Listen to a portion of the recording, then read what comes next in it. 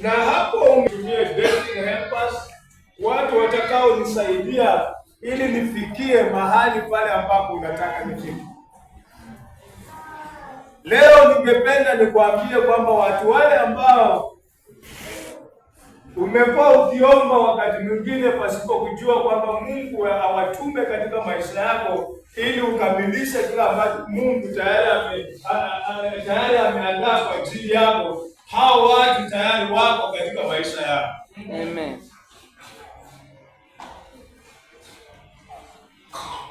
Bwana asifiwe. Amen. Because when we talk about destiny helpers, wakati mwingine tunafikiria Mungu atatoa mtu mbinguni ama atatoa mtu upande mwingine wa dunia ili aje specifically kutusaidia tufikie mahali ambapo Mungu anataka. Ninataka kukukumbusha kwamba wakati mwingine Mungu huwa hafanyi kazi vile sisi tunavyofikiria. Na kama tutamruhusu Mungu afanye kazi jinsi yeye anavyopenda na alivyopanga, mara nyingi mambo yatakuja kufanyika kwa njia ya urahisi kuliko sisi kujaribu kumprogram Mungu. Mimi ni mmoja wa wale watu ambao wanaitwa destiny helpers kwa ajili ya maisha yao. You didn't hear that? Amen. Au kusikia hiyo? Bwana Yesu asifiwe. Mimi ni mmoja wa wale watu ambao Mungu ametuma katika maisha yako kukushika mkono na kukuelekeza ili ufike mahali ambapo Mungu alipanga kwamba ufike. Amen.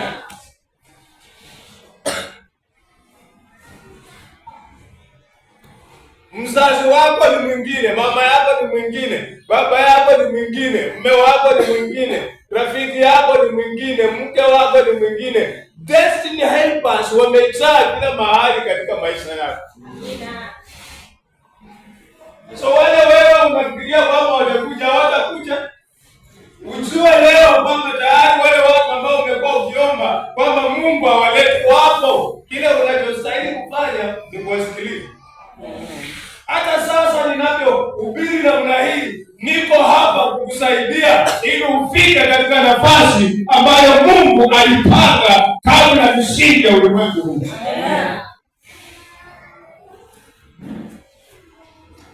Naona muda kesho mwenye awaso ndola hiyo wele Kenya wele. Hallelujah. Amen. Noleka basa sibo awaso ndola tawe. Noleka mukasuwa bali mama mukasumuye basi. Omuyeji wazi.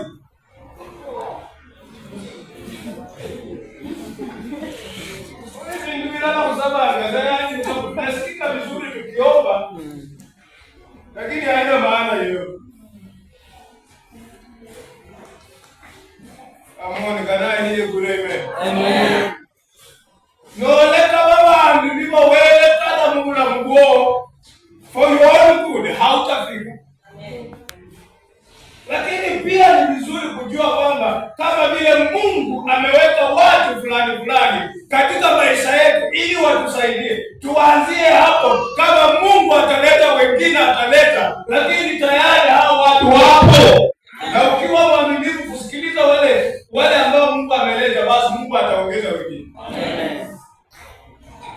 Shetani pia huleta watu katika maisha yetu to derail us, kututoa kwa njia ili tufike mahali ambapo Mungu angependa tufike.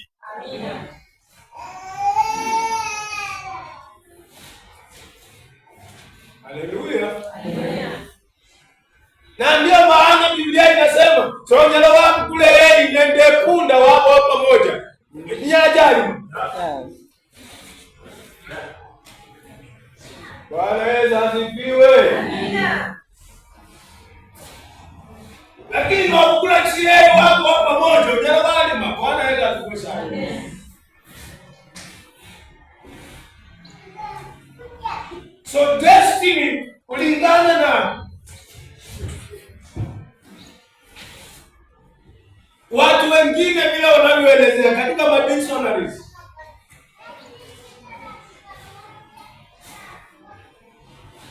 Destiny maana yake is a predetermined course of events, a life path that is guided by a higher power.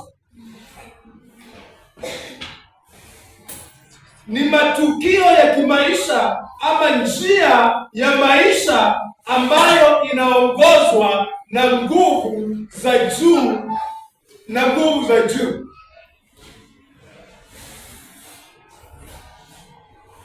Yaani kuna mambo ambayo yalipangwa kabla ya misingi ya ulimwengu huu kuwepo. Waliokuwa hapo wakati wa Christmas, nilikuwa ninahubiri hapa nikasema, unajua watu wengine hawana kuhesabu ati mimi niko na miaka fulani, ati mimi nilizaliwa wakati fulani. Kama vile Yesu akizaliwa haikuwa ndio mwanzo wake, hata wewe ulipozaliwa siku hiyo ulizaliwa haikuwa ati ndio mwanzo wa maisha yako. That is a big point. Amen. Lakini hujanipata. Mungu hana mwanzo na hana mwisho, na sisi pia hatuna mwanzo na hatuna mwisho. Bwana Yesu asifiwe. Mungu akamwambia Yeremia, kabla uzaliwe, kabla uwekwe katika tumbo ya mama yako nalikujua. Hata wewe kabla hujawekwa katika tumbo nalikujua. Na akaweka mama yako katika vitabu. Zaburi 139 mstari wa 16. Hapo anakuwa tu hivi.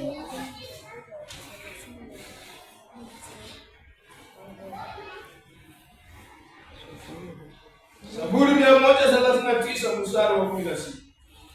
Biblia inasema, all the days planned for me were written in your book before I was one day old.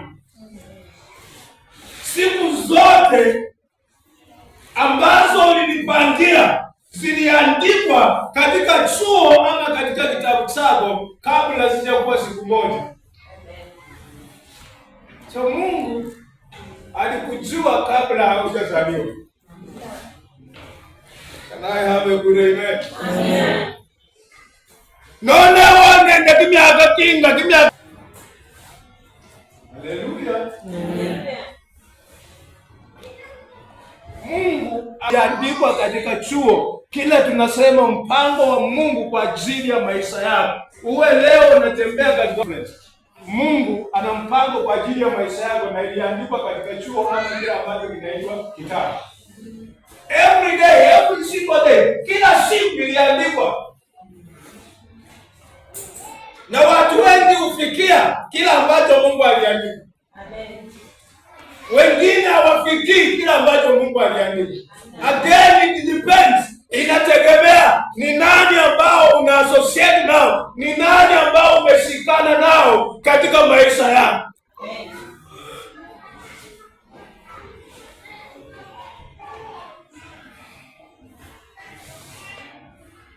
Nani akikushauri lengo lake huwa ni moja, nataka mtoto wangu afanye namna gani, Mungu akusaidie aishi maisha mazuri. Kila mmoja wetu aliye na akili timamu anasema kila siku, ninataka nijaribu kabisa mpaka nione maisha yangu imefanikiwa, maisha yangu imekuwa mzuri.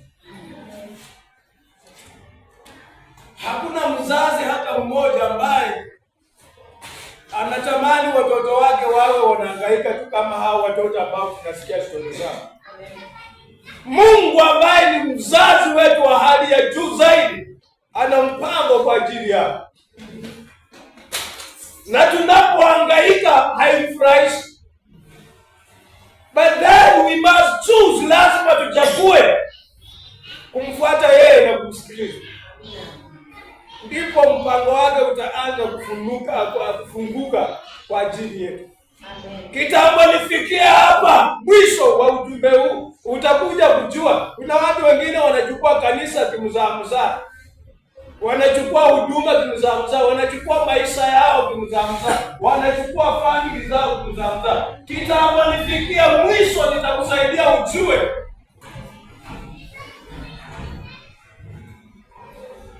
kama hakuna mtu anachukua mambo haya kimzaamzaa ambaye atafikia malengo makubwa.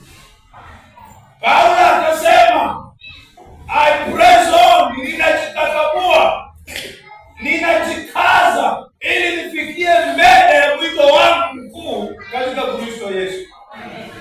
Maisha ni kujikaza, Na ndio sababu nasikia watu wanasema lazima ujitume. Bwana Yesu asifiwe. Amen. Kama wewe ni mzazi lazima ujitume.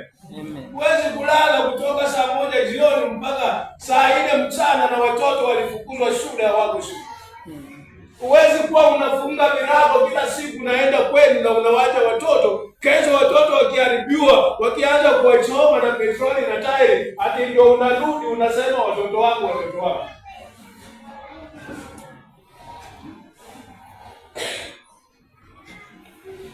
So kama Mungu alimaliza mpango wake akaweka mbele, kazi yetu ni kutembea na kusikiliza. Tunasikiliza nani? Aliyeweka mpango, si marafiki. Watu wengi leo wanapotea kwa sababu ya marafiki. Watu wengi leo wanapotea kwa sababu ya kiburi. Hawasikilizi mtu yeyote. Hata tukihubiri hapa wanapiga nguo, wanasema huyu anatuambia nini? Nikwambia mimi hakuna siku utanifuata na nikupoteze. Maana ninakuambia ya Baba aliyenituma kwa ajili yako. Ninakuambia mambo ya mbinguni, mpango wa Mungu kwa ajili ya maisha yako.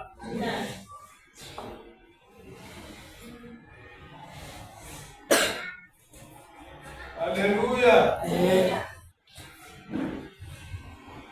So siku zako zote kabla hujazaliwa, Biblia inasema kila siku ya hizo siku zako zote ambazo utaishi hapo ulimwenguni, Mungu ameziandika katika kitabu chake ama katika chuo. Ameandika nini kuhusu wewe? Umepona? Wewe umefaulu katika maisha? Wewe uko na family nzuri? Wewe ni mtu wa maendeleo? Huo ndio mpango wa Mungu kwa ajili ya maisha yako. Utaishi miaka nyingi, lakini lazima ufuate manual ya yule aliyeandika mambo haya, kwa sababu yeye aliandika peke yake ndiye anaweza kutafsiri ama ndiye anaweza kulipiga, anaweza kuyafunua mambo haya kwako.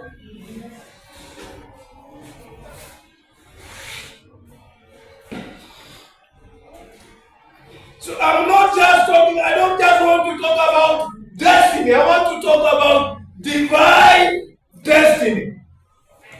Amen.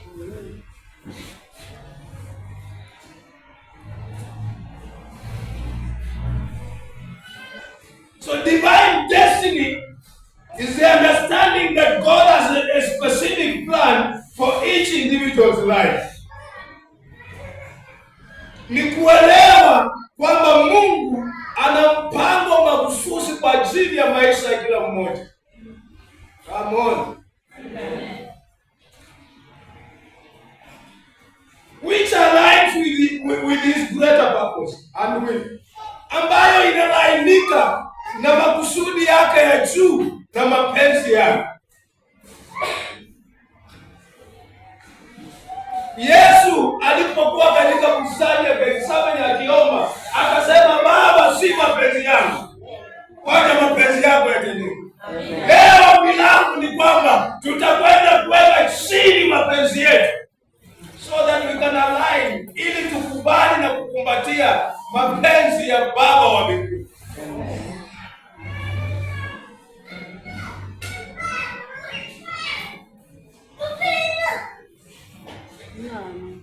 So your life is not an accident.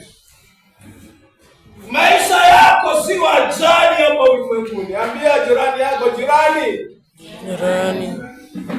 Mwangalie kwa macho, mwambie jirani. Maisha yako si ajali. Mungu anakujua. Na kila siku ambayo utaishi hapa ulimwenguni, ameiandika katika kitabu chake. Baba leo nataka inya sana. Leo kuja kazoele wengi wangehata.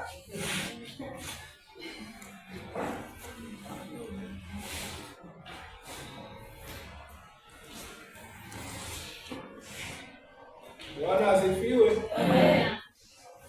Waelewa ndizo ndio watu sikana kadimbo kanza ile banyarabasi kana kwene ne shika banyarabanje. Mala waelewa kama kwa gani. Wanda je wewe ufaula abeka nza yafa wewe.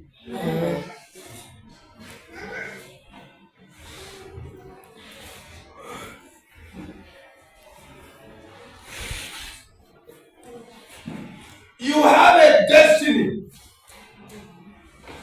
Uko na hatima. Uko na mahali ambapo unafaa kuenda kulingana na mpango wa Mungu. Uko na vile Mungu amekupangia katika maisha haya, na hiyo destiny ama ile hatima ni wewe peke yako ndio unaweza kuikamilisha katika jina la Yesu. Amen.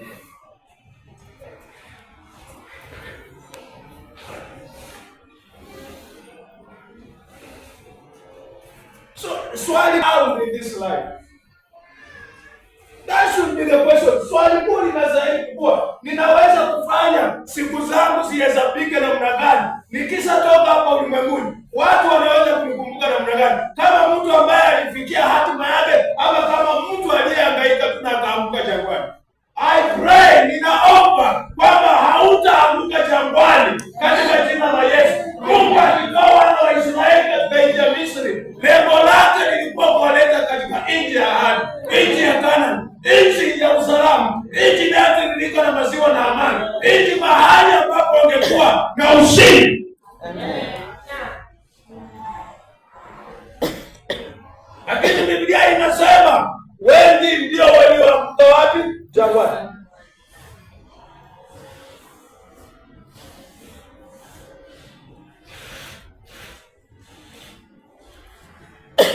Wanaweza asifiwe. Amen. How do we make our days count? Tutafanya aje ndio siku zetu zihesabike? Tutafanya aje ndio tuingie katika ule mpango wa Mungu? There's another word. Why talking about destiny? There's another word that siwezi kuacha. Nilisema maneno mawili. Maneno haya mawili ni ya muhimu kabisa. Destiny. Mahali ambapo Mungu anataka ufike. There is another word, God sending. Kila mtu sema destiny. Wamama sema destiny. Destiny. Wazee sema destiny. Destiny. Vijana sema destiny. Destiny. Bwana Yesu asifiwe. Neno la pili linaitwa zenith. Kila mmoja sema zenith. Zenith. Now, zenith is the highest point that an object, ni pointi ya juu ambayo ukitupa kama jiwe, kuna mahali ambapo hilo jiwe likifika na linaanza kurudi chini. Sasa ile pointi ya juu kabisa ambayo hilo jiwe limefika ndio inaitwa zenith.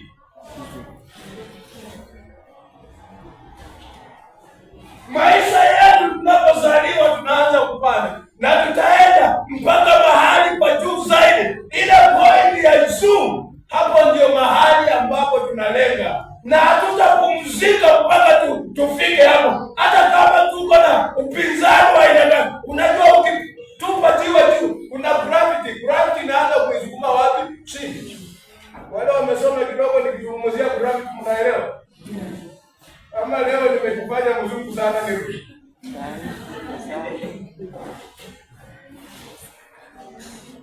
Kuna nguvu ambazo ukitupa kitu juu ya nguvu inaanza kusukuma hiyo kitu, inafanya mlangani irudi chini. Hiyo ndio inaitwa the power of gravity. Wanaweza kuwe sana. Lakini itaenda mpaka ifike lele sehemu ya juu kabisa, na ikifika hapo haiwezi kupita hapo na inaanza kurudi chini. Hapo ile zenith point hiyo, hapo mahali pa juu, hapo ndio mahali ambapo tunalenga, na hatutapumzika mpaka tufike.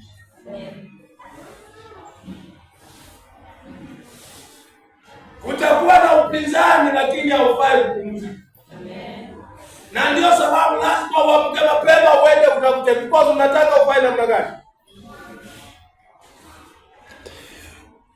Na utalala mapema. Kuna watu wengine saa 12 jioni wamelala. Kuna wengine hata mchana tu analala tu mchana. Nilijifunza siku moja, rafiki yangu akaniambia, kama unataka kukufa maskini uwe mtu ambaye unapenda usingizi. Mchana tu ngari mbosona zajiona hizo wanataka kwa ndio. Namba 2, kama unataka kukufa maskini, penda mambo ya simu kutoka asubuhi mpaka jioni huko kwa mtandao. Namba 3, kama unataka kukufa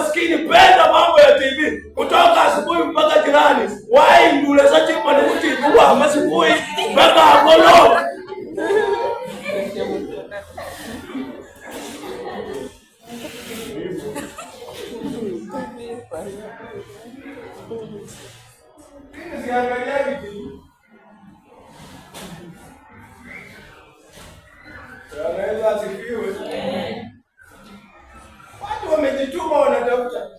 Wewe kazi yako ni wimbo, hakuna kazi. Na wale wanaenda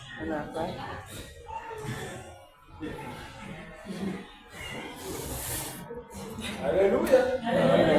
Sasa kama uko kwa TV itakupatia kazi. Je, utakula TV? Utakula Facebook?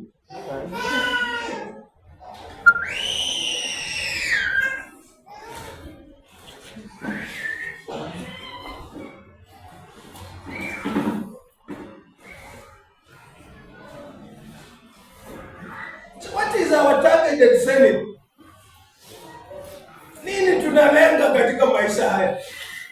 Tutafanya aje ndio maisha yetu yahesabiwe? Ni nini tunalenga katika maisha haya?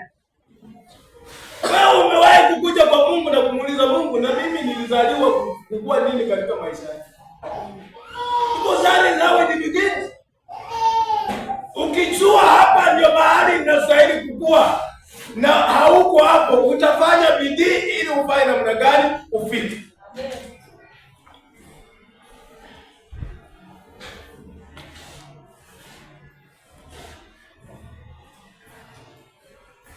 Zaburi 90 mstari wa 12 mpaka 17. Let's go there. Psalms 90 mstari wa 12 mpaka mstari wa 17.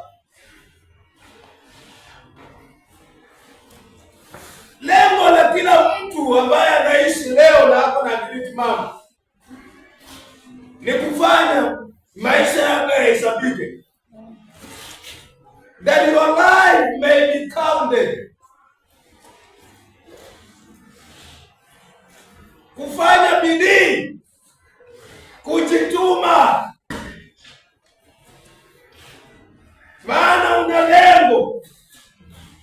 Kuna mahali ambapo ungependa ufike katika maisha. Amen.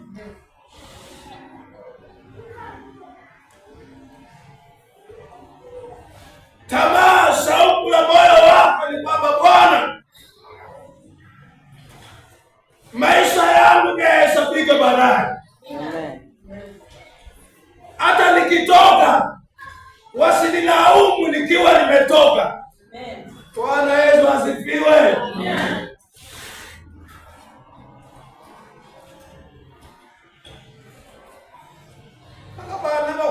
Hata mlipojo hawakumbuki chochote, wanasema huyu mzee. Siku moja mimi niliuliza baba yangu, muuliza mzee, zamani watu walikuwa wanagawana mashamba, tulikuwa tunakuja na kujikatia shamba, na leo holoria na kanijiba kaniambia, baba sio kwamba nyako hii mmezo kwamba nyako ilikuwa kama ningenganga baadaye ta.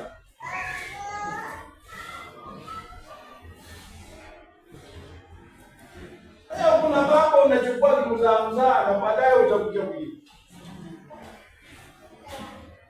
Ndio Bwana alibarikiwa. Amen. I'll come to that later, but I want you to know, nataka ushike jambo hili kabisa. Ukiangalia katika maandiko matakatifu, Mungu alipokuwa anazungumza kuhusu watoto wa Israeli kubarikiwa, I'll come to that. Niko na andiko kwa ajili ya hiyo. You will come to discover kwamba Mungu alisema wewe utabarikiwa, watoto wako watabarikiwa, shamba lako litabarikiwa, mifugo wako, ng'ombe wako, kondoo wako watabarikiwa, vitu hivi. Leo, if you are looking for an opportunity to invest, go back to the Bible. Hakikisha uko na ng'ombe, hakikisha uko na shamba. Kana hii ya kura, amen. Amen. Hautajuta. Hakuna mtu amewahi kuinvest kwa shamba akakuja akajuta. Hey, come on. Amen. Hakuna mtu amewahi kuweka nguvu zake. You are doing it commercially. Umeweka nguvu zako kwa ufugaji wa ng'ombe na kondoo na mbuzi. Hautajuta. Iko na faida. Hiyo ndio vile Mungu alisema wana wa Israeli watabarikiwa. Wewe hauna hata mbuzi, hauna hata ng'ombe, hauna chochote. Hauna chochote. na huko tu ati hakuna kazi, ati hakuna kazi. Sasa wewe utasaidiwa namna gani? Ukipata unakula tu, ati utapata ingine pesa, utatoa wapi?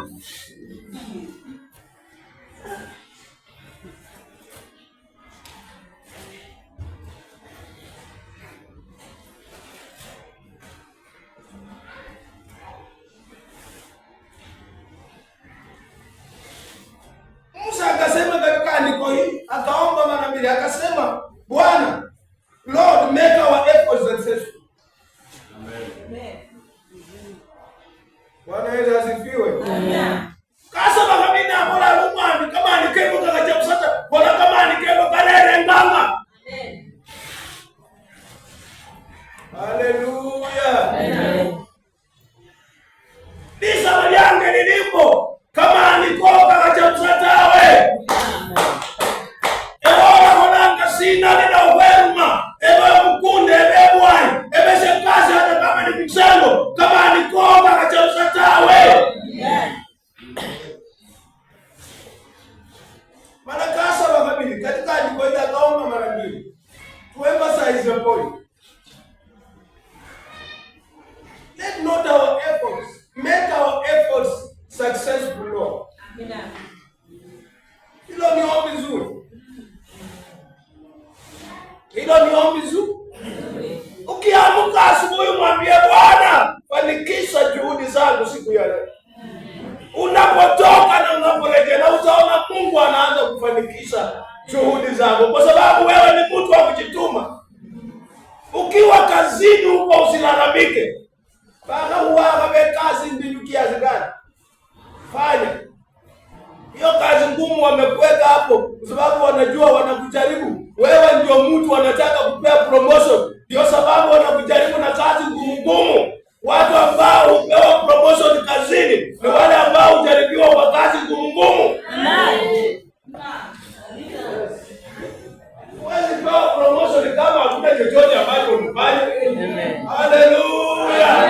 Sasa fanya kwa nguvu zako zote. Biblia inasema chochote ambacho mkono wako unapata kufanya, fanya yote katika jina la Baba na Mwana na Roho Mtakatifu. Amen.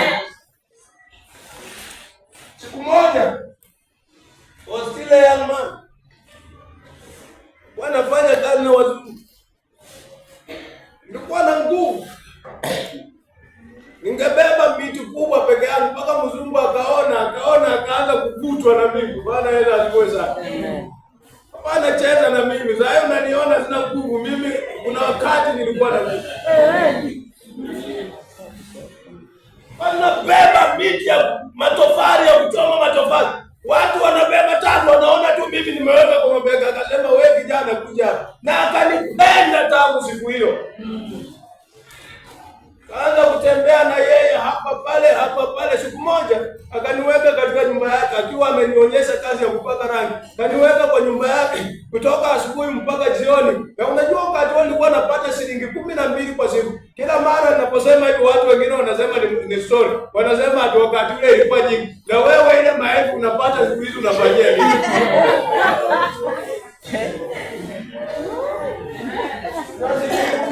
Ndio ilikupatia mashamba hii naishi. Hiyo shilingi 12 ndio ilikupatia mashamba ambayo niliuza watoto wangu wakaenda shule. Haleluya. Wewe unasema wakati ule ilikuwa mingi. Wewe sasa hivi unapata maelfu. Mpaka wakikulipa unachanganyikiwa umefanyia nini?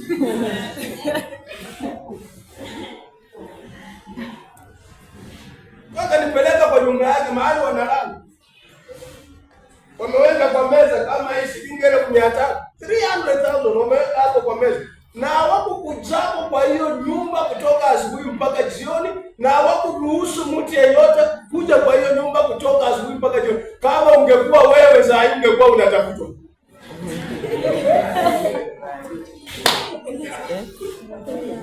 Nikaendelea na kazi yangu kutoka asubuhi mpaka jioni. Ikafika saa 10 nikaendelea nikamwambia nimemaliza sehemu ambayo nilipatia kupaka rangi. Ninaangalia tu pesa kidogo. Moyo kulikuwa lakini semeni unaona la Mungu.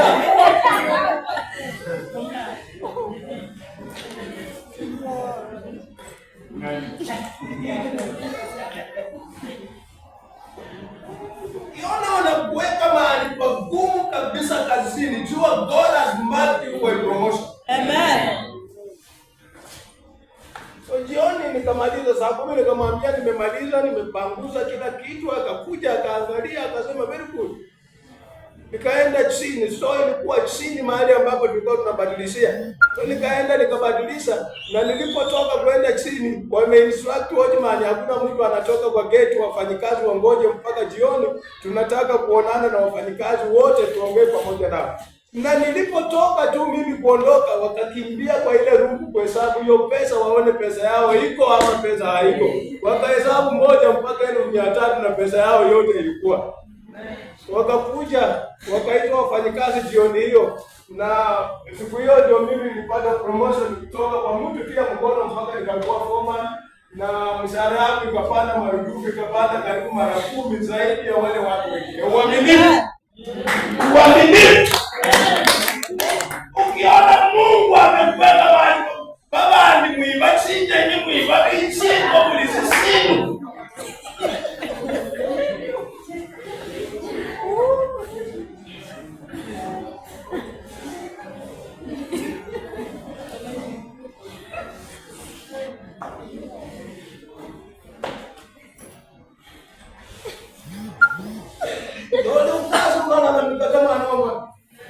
Najua mafundi wengi hata no muda galesi miduli ombaga uija chikorokoro chikirisi miduli watakanywelezi nalo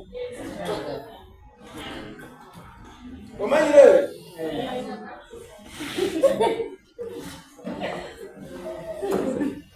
yasinde mawana kimisumari kia bomba kama kulia ulitoa wapi? Sumari kulia ulitoa wapi?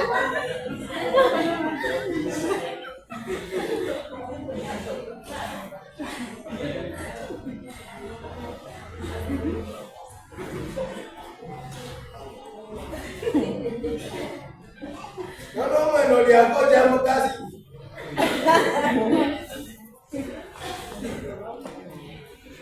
Kama wewe si mwaminifu kwa mali kidogo ya watu wengine, nani atakufanya mwaminifu kuja? Nani atakupatia mali yako wewe mwenyewe? That is what the scripture says. Nani atakupatia kama zolinda sio Mungu Yesu? Umejana ndio mzako kukundi zenda kwa watu zile kitu kama hizo. Huyo mzee alikuwa amemweka kwa ng'ombe, na alikuwa amemwamini kwa sababu alikuwa anachunga ng'ombe zinashiba. Na unajua ng'ombe ikishiba ndio inatoa maziwa vizuri. Sasa huyu mzee kama akaimona mpira leo kuta mtombe kama leo mzungu alikuwa anaenda na record, na ng'ombe haiwezi panda na leo iko chini na wewe uweze kujieleza vizuri. So alikuwa anakuja akitoa maziwa lita 2 na anachukua maji lita 2, anafanya namna gani? Unaona hii akili? Anaiba lita 2 na anachukua maji lita 2, anafanya namna gani? Lakini baada alishikwa. Baada alifanya namna gani? Siku nyingine akawa anatuma watu diesel, tulikuwa na generator ya diesel huko. Stima haikuwa wakati. Na pia tulikuwa na tractor anatuma. Na mzungu amemanga jeta ya 20 lita. 20 lita tunaona kama hii. Ukitaka kushika hata pesa unaweza kushika. Amemanga na kalamu 1000 inafika hapa, 1500 hapa, 2000 inafika hapa, 3000 inafika hapa. Na anakupatia shilingi 3000 na baiskeli, anasema aende leta mafuta. Mwana asifiwe. Kwa siku ya kwanza anakuja anaangalia na unaleta receipt. Mpaka kulikuwa na wengine alikuwa ametengeneza marisiti zake. Unajua watu bado ni wajanja, lakini hata bado utashikwa tu. Utafanya namna gani? Utashikwa. Kana mtuma siku ya kwanza anaenda analeta, anaona iko chini kidogo, ananyamaza. Siku ya pili anaona iko chini, siku ya tatu anaona iko chini. Anakuambia chukua hiyo jerrycan, nataka tuende na wewe town. Nenda kuleta mafuta. Ukae kwa gari, naona wewe kale wetu nilikuwa ufaula. Nganama nilikuwa la tena.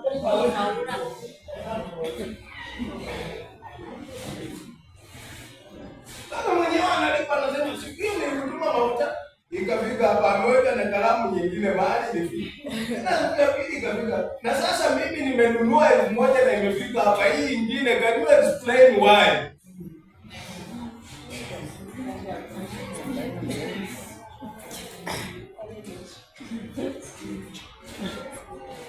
Usubiri. Dona bona bihulembera. Abo mwamyane bekumpango huo mule. Kuna uwezekano hata leo mtu hapa anapitia mambo ngumu because you are marked for a promotion. My friend, don't despair. Mungu ameweka alama juu yako kwa ajili ya ukuu. Unaenda mbali. Mbele ni kuzuri katika jina la Yesu. Saliyo mundu noja ukazi mno mchuli aliwenya promotion. Hakuna mtu kwa tu promoted akifika leo. Kwa kuwa hizi hata yale ya ujanja wale wanachukua watoto wetu wanatumia tu wanamweka ati anapatia tu. Ati wewe unakujana tu kwa ofisi unakaa, lakini wanajua vile wanalipa. Hii maneno unasikia? Unasikia hii maneno?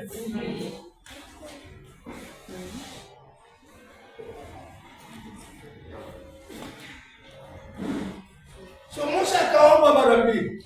Na Hebrew language ilikuwa mtu neno likirudiwa mara mbili ilikuwa kuweka mkazo, kusisitiza, kuonyesha umuhimu wa kila ambacho kilikuwa kinasemekana kwa wakati. So he prays twice and said, Lord, make our efforts successful. Bwana, fanikisha juhudi zetu. Rafiki yangu, kama umekuwa wewe ujui unapokuja kuomba ujui utaomba na gani? Hata ukikujanga tu na Mungu, fanikisha juhudi zetu kama church, kama family, kama mimi tu fanikisha juhudi zetu. Jina la Bwana libarikiwe sana. Bwana angependa fanikisha juhudi. Kila kitu ambacho unafanya, Mungu angependa kufanikisha.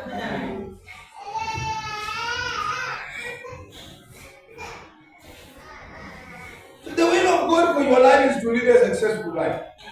Mapenzi ya Mungu kwa ajili ya maisha yako ni kuishi maisha ya kustawi, maisha ya kufanikiwa.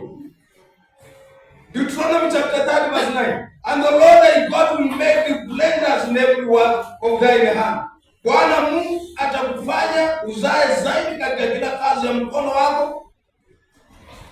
Matunda ya tumbo yako kama watoto, matunda ya ng'ombe, matunda ya shamba. For the Lord will again rejoice over thee for good, as he rejoiced over thy fathers. Nimesema jambo hili. Mungu kuna bila anataka ukufanikishe. Bwana Yesu asifiwe. Amen. Unaona hii shilingi 30 ambayo unapataka kwa mkanda. Ama 35, ama 50, ama 60. Wakati wewe bosi ya ndio unaona kisha lakini sema jina dola. Walonola ndio zile. Walonola zile na kwa kumla kuiona hata sasa katoe hapo bosi ngishikini. Kani imagine kama hiyo pesa umepata miaka 5 kila mwaka wakizunguka kila mwaka wanakuja kwako mara 2 na kila mara wanapokuja wanakuletea 25 na wamekuja miaka 5 inamaanisha wamekuja mara 10 ukimultiply na shilingi 25 hizo ni elfu ngapi? Elfu ngapi hizo? Elfu ngapi hizo? Wewe unalizao ni milioni zake. Unanicho wali ya kitume milioni. Sasa imagine hiyo shilingi 25 hata wakapesa waje wala mkamozi kagele. Imiaka kirane kyaba ya rere faida na mweka rere faida. Na when you want to do it commercial, sasa sabalinga nombo wanga unajua yakababuli ni kazi. Yakababuba ni kazi. Buba iwachiko ni kazi. Mana no ramu kama aniko singa na winyo angabwe nao ni orere kama aniko utaanza kuona faida. Amen.